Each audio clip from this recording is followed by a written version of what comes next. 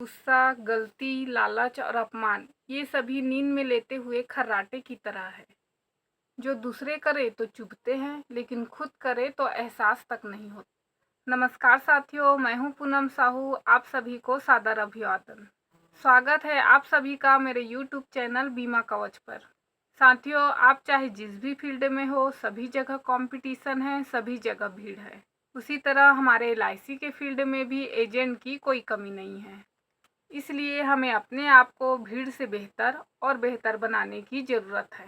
तमाम तरह की कोशिश करते हुए आप सफल होते जाते हैं और आपकी सफलता के पीछे आपका ही संघर्ष होता है।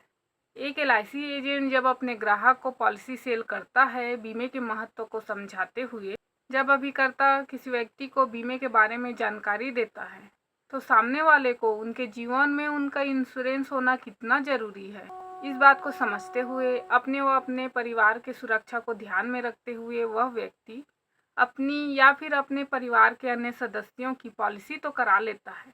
लेकिन कुछ दिन पॉलिसी चलाने के बाद अचानक से एजेंट को कभी कभी अपने ग्राहक का कॉल आ जाता है और ग्राहक कहने लगता है कि सर, मैं अपनी पॉलिसी को बंद कराना चाहता हूँ। ऐसा एजेंट साथियों को कभी न कभी सुनने को ज़रूर मिला होगा। अब आपने कठिन परिश्रम से जो बीमा बेचा था, उसमें कुछ ही पल में पूरा पानी फिर गया और आपसे भी ज़्यादा नुकसान होगा उस ग्राहक का जो अपनी पॉलिसी को बंद करने जा रहा है। ऐसा करके तो ग्राहक अपने ही पैर में कुल्हाड़ी मारने वाला है। पहले तो अभिकर्ता साथी ग्राहक व ग्राहक के परिवार को सुरक्षित करने के उद्देश्य से उन्हें बीमा समझाकर पॉलिसी बेचा था। वही सब बातें फिर से एजेंट को अपने ग्राहक को समझानी होगी, जितना आपने उन्हें पॉलिसी देने से पहले समझाई, क्योंकि ग्राहक बीमे के महत्व को भूल चुका है। अपने अन्य खर्चों को मेंटेन करते हुए बीमे को महत्व न देना और सबसे पहले LIC के प्रीमियम को ना भरने का निर्णय लेकर उस समय एक और खर्चा कम करना उचित समझ रहे होते, जो कि गलत है। बीमा कोई खर्चा नहीं है, बल्कि यही एकमात्र जगह है जहां इन्वेस्टमेंट किया हुआ पैसा बचेगा और साथ ही बढ़ेगा। ग्राहक से पूछने पर आर्थिक तंगी की समस्या सामने आ सकती है, लेकिन कारण और भी दूसरा हो सकता है।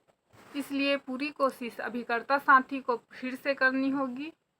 ग्राहक प्रीमियम नहीं भर पा रहा है, यह सोचकर आप ग्राहक से मिलकर उनको उनका लिया हुआ पॉलिसी का बेनिफिट याद नहीं दिलाएंगे तो ग्राहक पॉलिसी तो बंद कर ही देगा, लेकिन दूसरे एजेंट के पॉलिसी समझाने पर फिर से बीमा को ज़रूरी समझते हुए एक के जगह 2 पॉलिसी ले लेगा। यहाँ आर्थिक तंगी का सवाल तो नहीं दिखता। हो सकता है आपका ग्राहक किसी की बातों में आकर पॉलिसी बंद किया हो या पॉलिसी बंद कराने की सोच रहा हो। इसलिए अभिकर्ता साथियों को चाहिए कि जब कभी भी आपके ग्राहक का आपके पास कॉल आता है और वे कहते हैं कि उन्हें पॉलिसी बंद करनी है, वे उस समय कारण चाहे जो भी बताएं, आप उनसे जाकर मिलिए, आराम से बैठकर पॉलिसी ना चलाने का कारण पूछिए। उस समय उनकी पॉलिसी को आप भी एनबी समझकर उस पॉलिसी के नियम, शर्तें, लाभों और विशेषताओं को उनके समक्ष उजागर कीजिए। पहली बार पॉलिसी लेते समय आप अपने ग्राहक को पॉलिसी के फायदे को तो समझाते ही, लेकिन इस वक्त तो फायदे समझाने के साथ साथ ही, यानी कि पॉलिसी चलाने के क्या क्या फ़ायदे हैं यह तो बताएंगे ही, और साथ ही साथ पॉलिसी बंद कराने से आपके ग्राहक को जो नुकसान होने वाले हैं उसे ही साथ बता पाएंगे। अपने लक्ष्य से भटके हुए ग्राहक को सही रास्ता बताइए, यही एक एजेंट का लक्ष्य है। इसे ना ही आप अपनी पॉलिसी को लैप्स होने से बचा पाएंगे, बल्कि साथ ही साथ आपका ग्राहक व उनके परिवार बीमे की सुरक्षा से वंचित नहीं होंगे। यदि ग्राहक अपनी पॉलिसी को बंद करना चाहे या सरेंडर करना चाहे, दोनों ही स्थिति में ग्राहक का ही नुकसान है। माना कि लोगों के सामने ऐसी नौबत आ जाती कि उन्हें अपनी पॉलिसी किसी भी वजह से बंद करानी पड़े। इसका कारण चाहे जो हो, ग्राहक को उसकी पॉलिसी पर्याप्त ना लगे, प्रीमियम भरने में दिक्कत हो रही हो। हाँ, बंद करवाने पर सरेंडर वैल्यू के रूप में ग्राहक को कुछ पैसे तो मिल जाएंगे, पर सरेंडर करने पर नुकसान तो ग्राहक का ही होता है।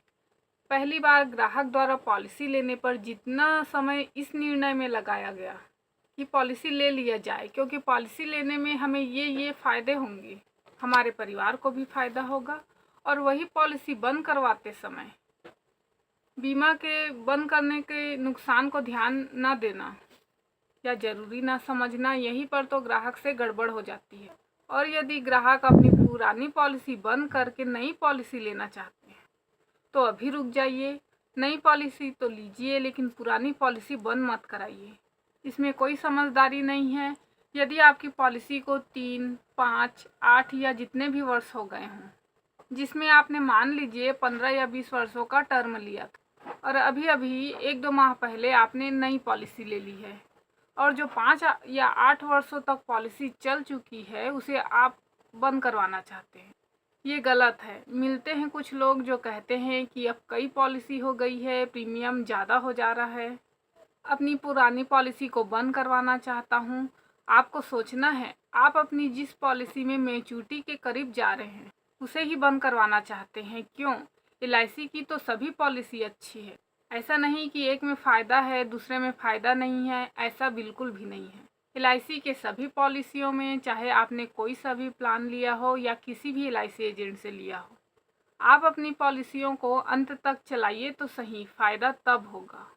बीच में पॉलिसी बंद करने से, सरेंडर करवाने से, चाहे कितनी भी अच्छी पॉलिसी ली हो या चाहे कितनी भी बड़े एजेंट से बीमा कराया हो, सरेंडर करने से आपको कोई फ़ायदा नहीं होने वाला। मानते हैं कि ऐसी स्थिति आ जाए जब आप प्रीमियम भरने में असमर्थ हो, तो परेशान होकर पॉलिसी बंद करने का निर्णय ना लें।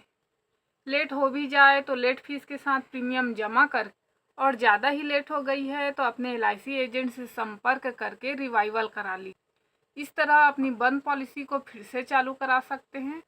आज के लिए सिर्फ इतना साथियों, फिर मिलेंगे नई वीडियो में नए सोच के साथ। धन्यवाद।